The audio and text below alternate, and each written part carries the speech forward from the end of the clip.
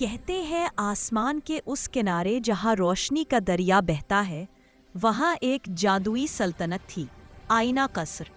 اس محل کی رانی زمرد حسن اور شان کی علامت تھی۔ اس کی آنکھوں میں زمردی چمک، چال میں نرمی، مگر دل میں ایک بے چینی تھی۔ رانی کا جنون صرف ایک چیز تھا، لباس۔ وہ کہتی تھی ایک رانی کا جادو اس کے الفاظ میں نہیں، اس کے لباس میں ہوتا ہے۔ ہر روز وہ اپنے آئینوں سے بھرے کمرے میں نئی تخلیق کی خواہش کرتی۔ اس کی خدمت میں آتی تھی پری ڈیزائنر آرنیلا، جو جادو کے دھاگوں اور جگنوؤں کی روشنی سے لباس بناتی۔ آرنیلا کے بنائے کپڑے ہوا سے ہلکے، روشنی سے چمکتے اور خوشبو سے سانس لیتے تھے۔ مگر رانی زمرد ہر بار ناپسندیدگی سے کہتی، یہ خوبصورت تو ہے مگر ان میں دل نہیں، یہ جادو سے بنے ہیں، جذبے سے نہیں۔ پوری سلطنت خاموش ہو گئی۔ رانی نے آئینے میں خود کو دیکھا، چمکتی مگر خالی۔ تب اس نے اعلان کیا، مجھے اب ایک انسانی ڈیزائنر چاہیے جو احساس کے دھاگوں سے لباس بنائے، جادو سے نہیں۔ یوں ایک دن انسانی دنیا سے ایک نوجوان ڈیزائنر لائبہ آئینہ قصر پہنچی۔ نہ اس کے پاس پروں کی چمک تھی، نہ جادوئی اوزار، بس ایک آنکھ تھی جو خوبصورتی کو محسوس کرتی تھی۔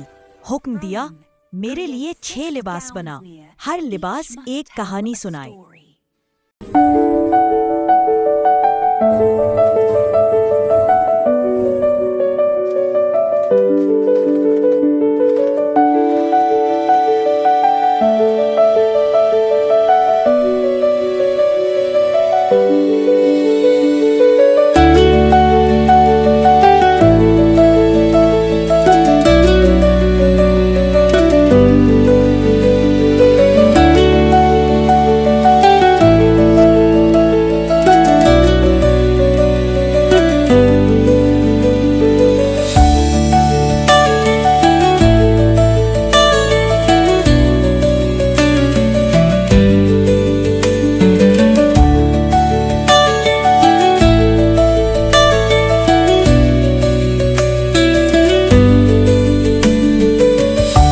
لائبہ نے 6 دن اور 6 راتیں چاندنی میں بیٹھ کر سلائی کی، جذبے، یادوں اور خوابوں سے۔ 1 ماہ خاموشی کی روشنی، چاندی کے ریشم سے بنا، جو تنہائی کو نرم چمک میں بدل دے۔ 2 ماہ یادوں کا بہاؤ، نیلے سمندری کپڑے سے جیسے گزرے لمحوں کی لہریں۔ 3 ماہ محبت کی خوشبو، پھولوں کے سایوں اور دھندلے رنگوں سے۔ حوصلے کا رنگ، سورج کی کرنوں سے سلا گیا لباس۔ 5 ماہ سکون کی خاموشی، سفید برف سے تراشا گیا۔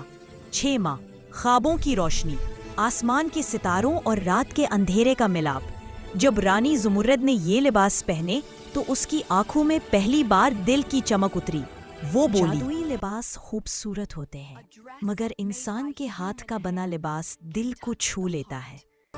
اس دن آئینہ قصر میں پہلی بار پریوں اور انسانوں کی فیشن نمائش ہوئی، جہاں جادو بھی تھا مگر احساس نے سب کو جیت لیا۔ اختتام، کہتے ہیں اس دن کے بعد رانی زمرد صرف فیشن کی دیوانی نہیں رہی، بلکہ خوبصورتی میں روح تلاش کرنے والی رانی بن گئی۔